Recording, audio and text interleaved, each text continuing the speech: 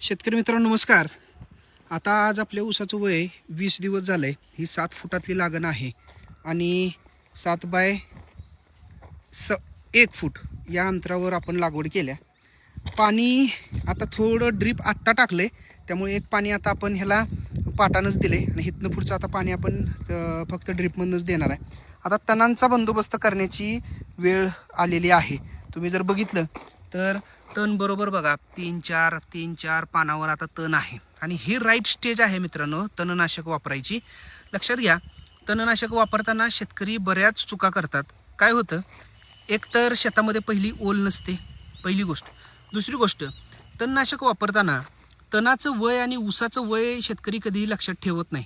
तणाचं वय आणि ऊसाचं वय लक्षात ठेवणं अतिशय गरजेचं आहे.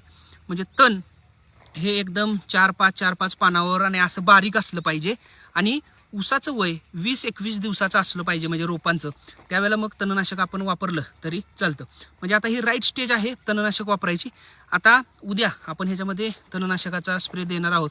तर त्याच्यामध्ये सिंजेंटाचं कॅलरीज एक्स्ट्रा आणि आपण सेंकॉर याचा वापर करणार आहोत. कॅलरीज एक्स्ट्रा 120 मिली पंपाला आणि 30 ग्रॅम सेंकॉर असं देऊन स्प्रे करणार आहोत आणि पाणी फक्त मग परत एक 7-8 दिवसांनी ह्या प्लॉटला द्यायचं. असं नियोजन आपण तणांच्यासाठी ह्या प्लॉटचं करणार आहे.